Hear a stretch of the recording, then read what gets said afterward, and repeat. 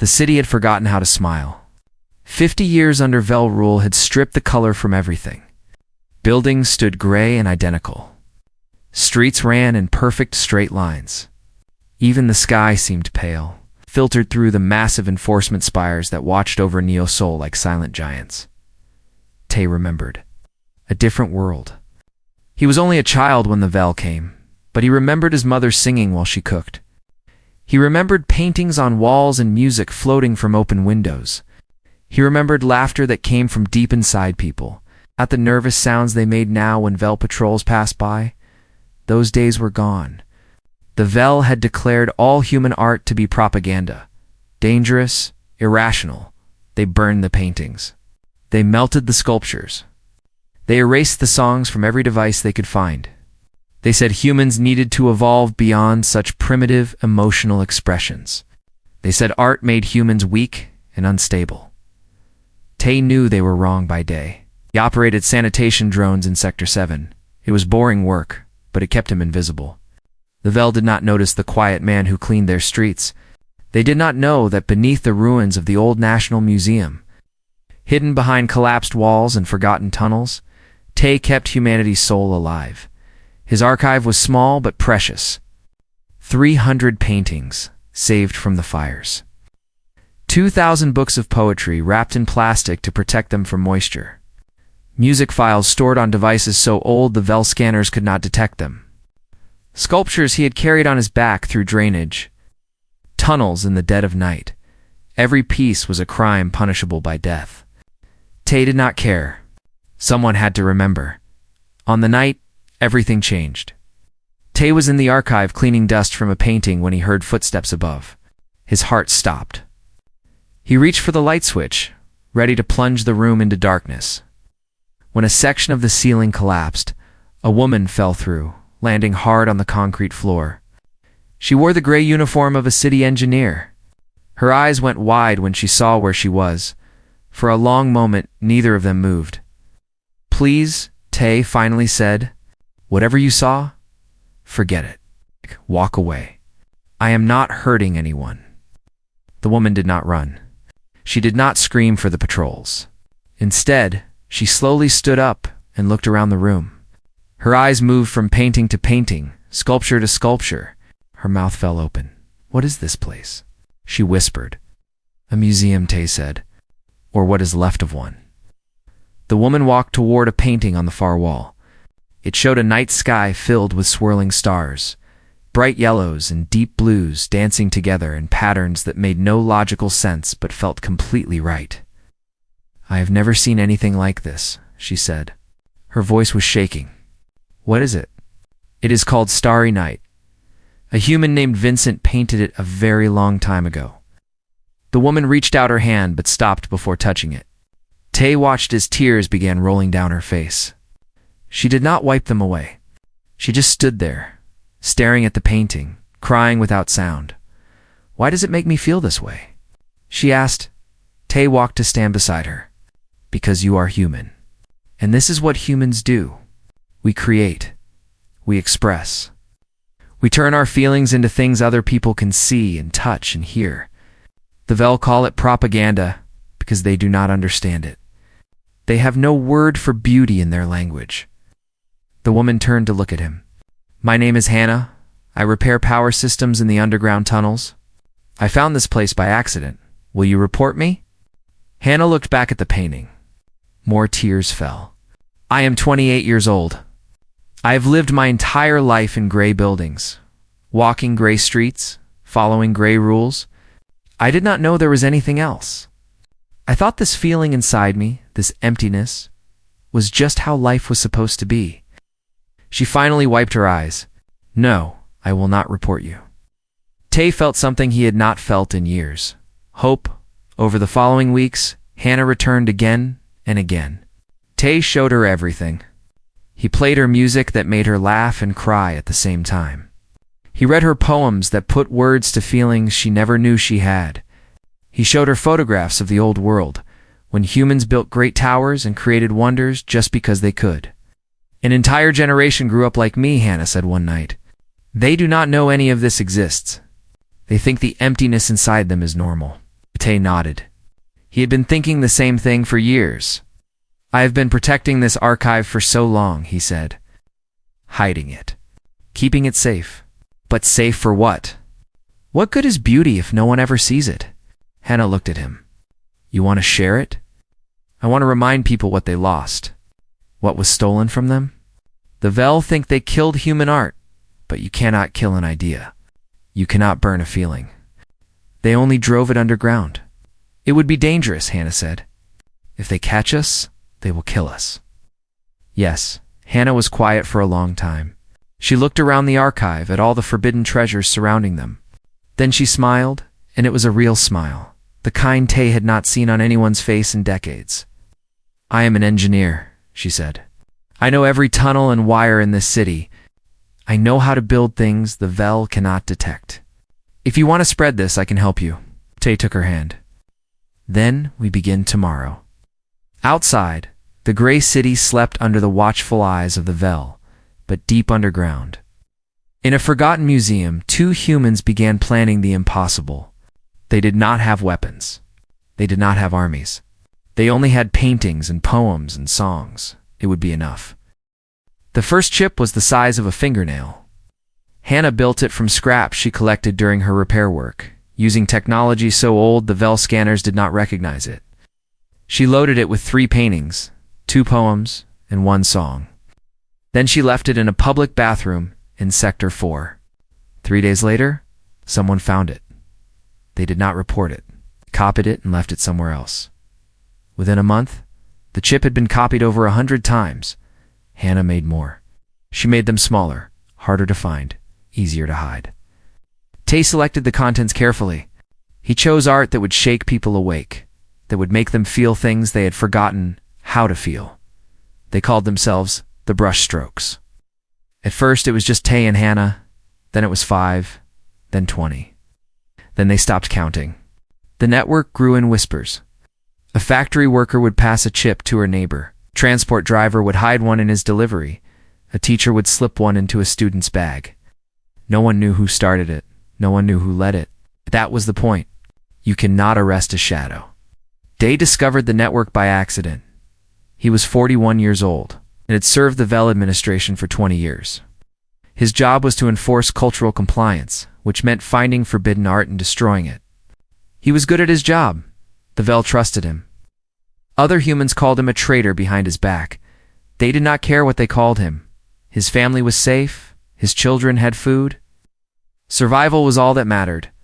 That was what he told himself every night before sleep. One evening, while inspecting a warehouse, Day found a chip hidden inside a light fixture. He should have destroyed it immediately. That was the protocol. Instead, he put it in his pocket and took it home. He did not know why. Something made him do it. Something he could not explain. That night, alone in his apartment, Day inserted the chip into an old music player he had confiscated years ago, but never thrown away. The sound that came out made him drop to his knees. It was pansori, traditional. Korean singing that told stories of love and loss and longing. His grandmother used to sing it when he was a boy. She would hold him in her lap, and her voice would fill the room like sunlight. The Vel took her away when Day was 11. They said she was spreading cultural contamination. He never saw her again. Day listened to the recording 7 times.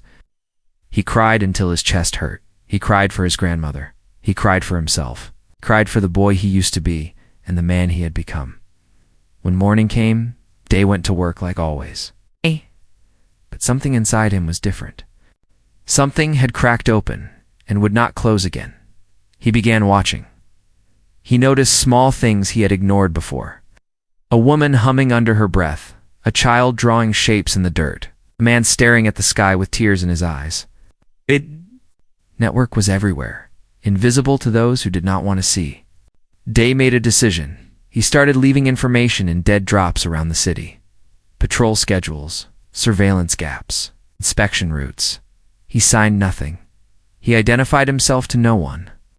He just left the information and walked away. The brushstrokes found his drops. They did not know who he was, but they used what he gave them. Distribution routes changed. Chip locations shifted. Arrests dropped by half. Months passed. The network spread beyond Neosol. It reached other cities, other sectors, other planets, where humans lived under Vel control. Each chip that passed from hand to hand carried more than just art. It carried hope. Hannah built better chips, faster copying, stronger encryption. She trained others to build them too. Soon there were production cells in 12 cities, all operating independently, all connected by nothing but shared purpose. The Vel noticed something was wrong. Human workers were less productive. They seemed distracted. Some smiled for no reason. Others cried at strange moments. The Vel recorded these anomalies and analyzed them, but they found no pattern. They increased surveillance. They conducted random inspections. They arrested people for whispering. Nothing worked. The art kept spreading. Tay received a message one night through the network. It said only, "The gray is fading. Thank you." He did not know who sent it. He did not need to know. The words were enough. Day continued his double life. By day he inspected and reported and followed orders. By night he fed information to people he would never meet. He knew the risk. If the Vel discovered him, death would be the kindest outcome. But every time he thought about stopping, he heard his grandmother's voice. He remembered her warmth, remembered what it felt like to be loved before the Vel taught him that love was weakness. The network grew stronger. More people remembered.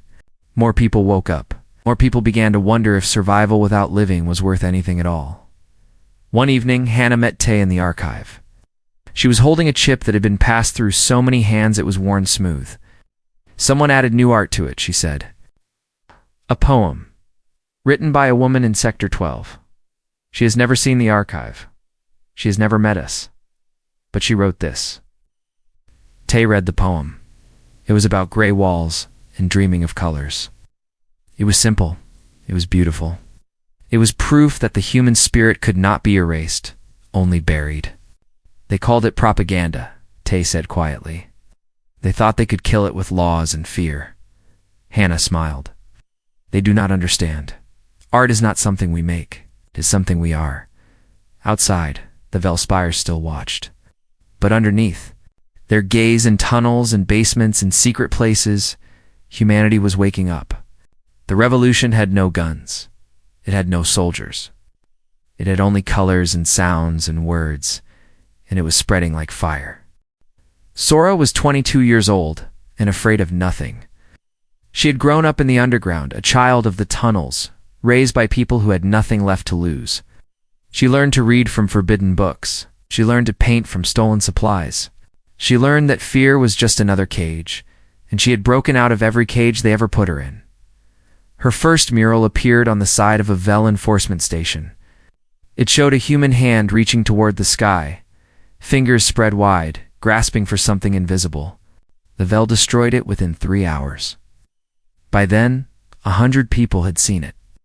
1,000 had seen the photographs spreading through the network sorted, painted another one the next night, and another, and another. Each mural was bigger than the last.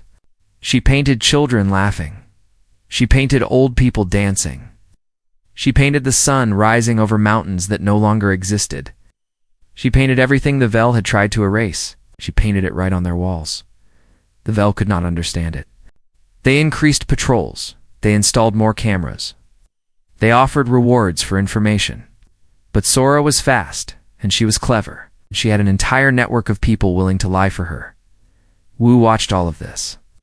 From his office in the regional administration building, he was 50 years old and had served as advisor to Governor Velthax for half his life. He was the one who explained human behavior to the Vel. He was the one who helped them control his own people. He had always told himself it was necessary. The Vel were too powerful to fight. Cooperation was the only way to survive. If he helped them, he could make things a little easier for humans. He could prevent the worst punishments, could save some lives. But lately he was not so sure. The murals disturbed him, not because they were illegal, but because they were beautiful. Each time he saw one, before the Vel destroyed it, something inside him ached. He had spent 30 years forgetting that feeling. Now it was coming back. One morning Velthax summoned him. The governor was a tall creature with gray skin and black eyes that showed no emotion. His kind had no word for beauty, no concept of art, no understanding of why humans did the irrational things they did. "We have captured the artist," Velthax said, "the one who paints on our buildings." Wu felt his stomach drop. Captured. She was found in Sector 9 last night. She had paint on her hands. Velthax made a sound that might have been satisfaction. "She will undergo cognitive correction. Her brain will be adjusted until she no longer desires to create such things." Wu had seen what cognitive correction did to people. They came out empty, hollow, alive but not living. It was worse than death. He thought about Sora's murals. He thought about the hope they gave people. He thought about his own children, growing up in a world without color or music or joy. Then he did something he had never done before. He argued with his master. "Governor, I suggest a different approach," Wu said carefully. "A public trial." Velthax turned those black eyes toward him. "Explain, the network feeds on secrecy. If we simply erase this girl quietly, she becomes a martyr. But if we expose her publicly, if we show everyone how foolish and irrational her actions were, we demonstrate our superiority. We prove that art is weakness." Velthax considered this for a long moment. "Your species values public spectacle. This is known very well. We will try her before all of Neosol." Wu bowed and left the office. His hands were shaking. He had no plan, no certainty that what he was doing would help. He only knew that he could not let them erase that girl without the world seeing her face. The trial was held 3 days later in Central Plaza. Every screen in the city showed the broadcast. Velthax himself presided, surrounded by armed guards. Sora stood alone in the center of the plaza, her hands bound. Her face covered in bruises from her capture. She looked small. She looked broken. But when she raised her head, her eyes were burning. "Human female designated Sora," Velthax announced. "You are charged with creating propaganda, spreading cultural contamination, with disrupting order. How do you respond?" The plaza fell silent. 1,000,000 people watched through screens. Sora opened her mouth, and instead of defending herself, she spoke poetry. Her voice rang out clear and strong. She spoke of hands that built and hearts that dreamed. She spoke of children who deserved to see flowers and elders who deserved to hear music. She spoke of gray walls that could not contain the colors inside human souls. She spoke of love and loss, the stubborn hope that refused to die. Velthax ordered her silenced, but something went wrong with the audio controls. Wu stood in the shadows, his finger pressed against a small device in his pocket. He had spent 30 years learning how Vel technology worked. Disabling one broadcast switch was simple. Sora kept speaking. Her words reached every corner of the sector, every human ear, every heart that had forgotten how to feel. When she finished, there was no sound. Then, somewhere in the crowd, someone began to cry. Then another. Then 1,000 voices rose in something that was not quite a song, but not quite silence either. The Vel guards moved in. They dragged Sora away, but it did not matter anymore. Her words were already spreading through the network. Her face was already burned into 1,000,000 memories. She had turned her trial into her greatest mural. Painted not with colors, but with truth. That night, Wu returned to his empty apartment. He sat in the dark for a long time. Then he sent a message through a channel he had discovered weeks ago, a channel he had been too afraid to use. It said, "I want to help, tell me what to do." The brushstrokes had just gained their most valuable member. And Sora, locked in a Vel detention cell, smiled through her pain. The exhibition had only just begun. The Vel declared emergency law on the 3rd day after Sora's trial. Gatherings of more than 3 humans were forbidden. Possession of any art was now punishable by immediate death. Patrols doubled, then tripled. The spires watched everything, but it was already too late.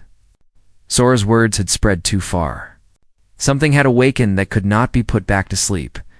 Tay received messages from every corner of Vel space. From mining colonies on distant moons, from factory cities on conquered planets, from ships traveling between stars. Everywhere humans lived, they were asking the same question. What do we do now? Hannah had an answer. "We show them what we are," she said. All of us. All at once. They cannot arrest everyone.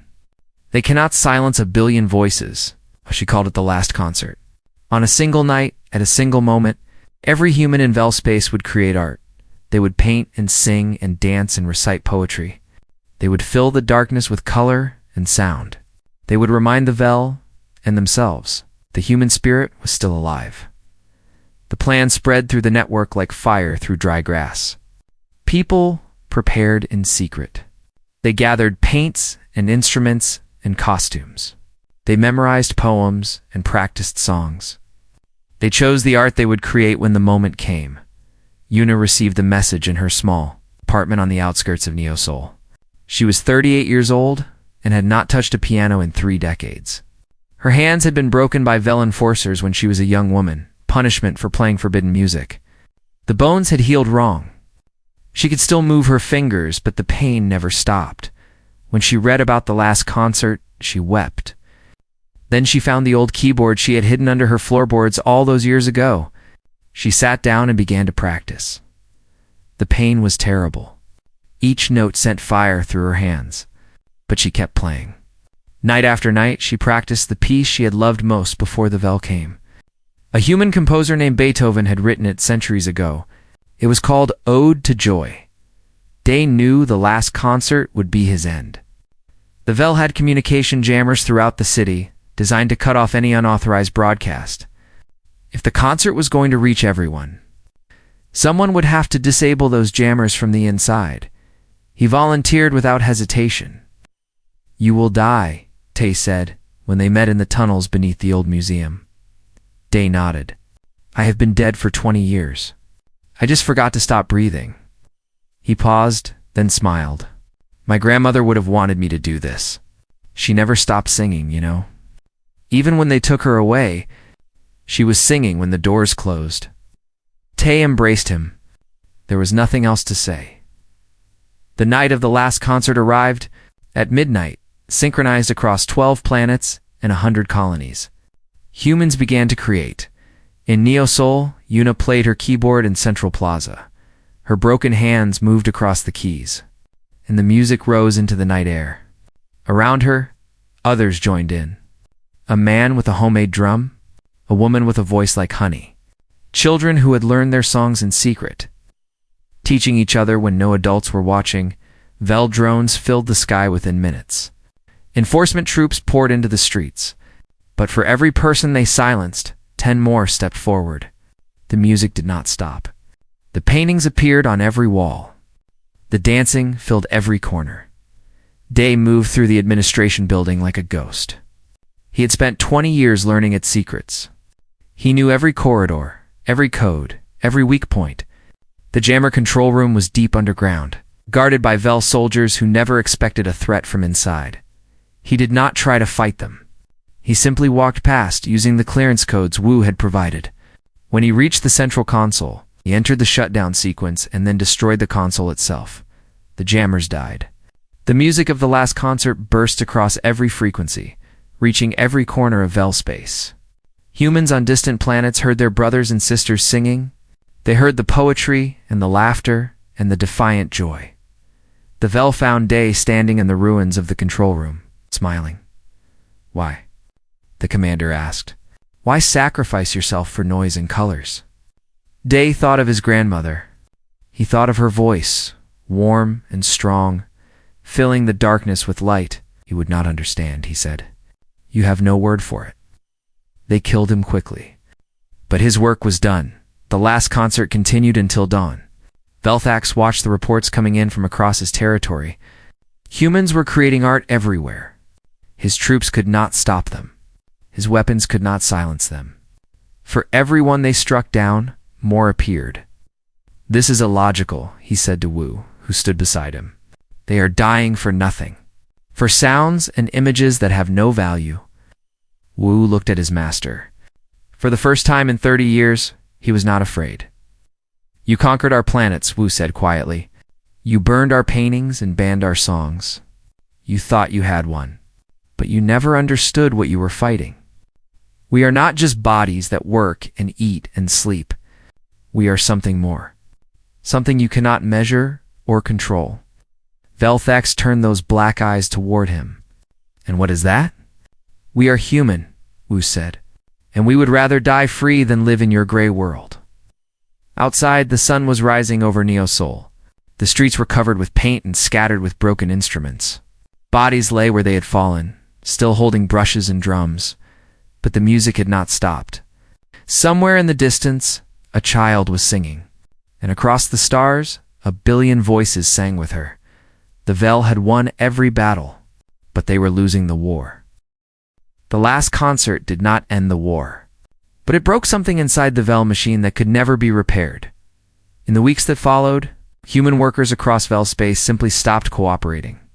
They did not fight. They did not protest. They just stopped. Factory lines went silent. Mines stopped producing. Ships sat idle in their docks. The Vel economy depended on human labor. And humans had decided they would rather starve than serve. Other species watched and learned. The Chem conquered a century before the Vel reached Earth, began their own quiet rebellion. They shared food with humans. They hid fugitives in their communities. They sang songs of their own that had been forbidden for generations. The Vel High Command held emergency sessions every day. Their mathematics told them the truth. They could not maintain control over populations that no longer feared death. They could kill millions, but millions more would rise. The cost of domination had become greater than its benefit. 3 months after the last concert, Svelthax requested a meeting. Tay received the message in the archive, which was no longer hidden. The old museum had become the heart of the resistance, a gathering place for artists and dreamers and fighters. People came from across the city to see the paintings on its walls, to hear the music that echoed through its halls. It could be a trap, Hannah said. It could be, Tay agreed, but I do not think so. They are afraid now. They finally understand that they cannot win. He went to the meeting alone. Velthax was waiting in the central administration building, surrounded by guards who looked less certain than they used to. Wu stood in the corner, wearing the simple clothes of a free man for the first time in his life. You wanted to speak, Tay said. So speak. Velthax was silent for a long moment. His black eyes studied Tay as if searching for something he could not find. We do not understand your species, the governor finally said. We have analyzed your behavior. We have studied your history. We have computed every variable. And still, we do not understand. What do you not understand? Why you would die for this? Velthax gestured vaguely as if trying to describe something he had no words for. The sounds, the colors, the shapes you make with your hands, they have no practical function. They produce no resources. They serve no logical purpose. And yet you've sacrificed everything for them. Tay smiled. It was the same question the Vel had been asking since they first encountered humans. It was the question they would never be able to answer. See art as something we make, Tay said. But it is not. Art is something we are. It is how we understand ourselves, how we connect with each other, how we make meaning out of a universe that has no meaning of its own. He stepped closer to the governor. You can conquer our planets. You can destroy our cities. You can kill our bodies. But you cannot touch what makes us human. And as long as even one of us survives, we will paint. We will sing. We will dance. We will create beauty out of nothing, because that is what we do. Velthax had no response. The negotiations took 6 months. The Vel withdrew from Earth and its colonies, not because they were defeated militarily, but because they recognized a truth their mathematics had finally calculated. Some things cannot be controlled. Sora was released from detention on a spring morning. Her body was thin. Her hair had turned gray from the stress, but her eyes still burned with the same fire. She walked out of the prison and into a crowd of thousands who had gathered to welcome her home. They carried paintings. They played music. They danced in the streets. She cried. For the first time since her capture, she allowed herself to cry. Yuna played a concert that night in Central Plaza. Her broken hands moved across the keys, slower than they used to, but no less beautiful. She played Ode to Joy, and 10,000 voices sang along. 1 year later, Tay stood in the restored National Museum of Neo-Seoul. The walls were covered with new art, pieces created during the revolution, portraits of the fallen, murals celebrating the last concert, sculptures honoring those who had given everything. Hannah stood beside him, holding their daughter in her arms. They had named her after Day, the man who had sacrificed himself to let the music spread. She had her father's eyes and her mother's smile. And she reached toward the paintings, with tiny hands that had never known a world without color. A Vel diplomat entered the museum. He was part of the first cultural exchange program, sent to learn about humanity and report back to his people. He moved slowly through the gallery, his black eyes taking in every piece. Finally, he stopped before a large painting that showed the last concert. In the center stood a woman playing a keyboard, surrounded by people singing and dancing and creating. Above them, the stars swirled in patterns that echoed an ancient painting Tay had protected all those years ago. "I do not understand this," the diplomat said. "My people have studied it for months. We have analyzed every color, every shape, every brushstroke. We have computed its mathematical properties. And still, it means nothing to us." Tay walked to stand beside him. "That is because you are trying to understand it with your mind. Art is not meant for the mind. It is meant for something else. Something your species does not have a word for." "What is that?" "We call it a soul." The diplomat was silent for a long moment. He stared at the painting, and something strange happened. His hand moved toward the canvas almost unconsciously, as if reaching for something he could not see. "When I look at this," he said slowly, "I feel something I do not know what it is. I have never felt it before." He smiled. "That is how it begins." The diplomat lowered his hand. He turned to face Tay, and for the first time in recorded Vel history, his black eyes held something that might have been wonder. "Why did you risk everything for this?" he asked. "Why did you die for sounds and colors and shapes?" Tay looked at his daughter, reaching toward the paintings with innocent joy. He looked at Hannah, who had walked into his archive by accident and changed everything. He looked at the faces of friends and strangers on the walls, people who had given their lives so that humanity could remain human. "Because this is what makes us who we are," he said. "You can conquer our planets. You can silence our voices, but you will never conquer this." He gestured to the paintings, to the music floating through the halls, to the daughter in his wife's arms. "You will never conquer us." The diplomat had no response. He simply stood there, staring at the painting, feeling something he could not name. Outside, the sun was setting over Neo-Seoul. The city was filled with color and music and laughter, all the things that had been stolen and were now returned. Children played in streets that were no longer gray. Artists painted murals on every wall, and somewhere in the distance, a woman was singing. Her voice rose into the evening air, carrying words of hope and joy and defiance. It was a human sound, a beautiful sound. The Vel had called it propaganda. They had been wrong.